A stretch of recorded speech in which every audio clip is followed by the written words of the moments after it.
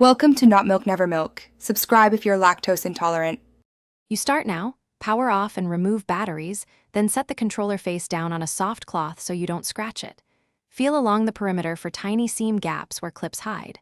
Once located, insert your thumbs into a gap and apply steady outward pressure, moving slowly to release the first clips.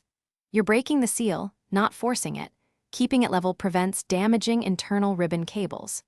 Make sure to note where each clip releases as you proceed. Once done with the first clips, continue clockwise, prying each clip gently with a fingernail or thin plastic card. This spreads the stress and prevents cracks. You'll encounter stiffer tabs near the triggers and bumpers. Apply slight inward pressure on the trigger while pulling the shell to ease those clips. Make sure to pause if resistance spikes. Often a hidden clip is still engaged.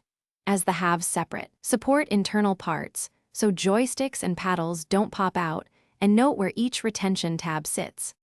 You're nearly done. Lift the shell halves straight up and away to avoid snagging internal ribbon cables. If they resist, stop and inspect rather than pull harder.